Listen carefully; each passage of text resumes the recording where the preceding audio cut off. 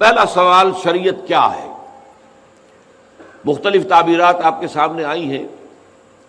میرے نزدیک شریعت نام ہے کتاب و سنت کا، کتاب اللہ و سنت رسول صلی اللہ علیہ وسلم، کوئی اختلاف اس میں نہیں۔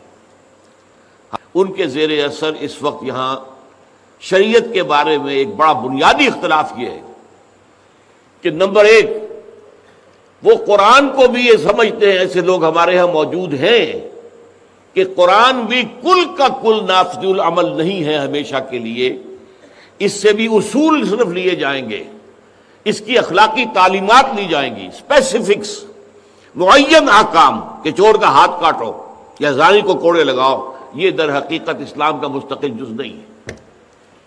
گویا کہ قرآن مجید بھی مستقل نہیں، اس درجے مادر پدر آزادی آج آپ کے معاشرے میں موجود ہے، اور یہ سارا چیخ پکار جو ہوا ہے، کوڑے مارنا، وحشیاتی سزا، وحشیانہ سزا، بھائی مقدمہ کیا تھا کیا نہیں تھا، واقعہ تھا نہیں تھا، خام خواہ کا فیک ویڈیو تھا یا صحیح تھا، یا پھر کس نے سزا دی، الگ چھوڑ دیجیے اس کو۔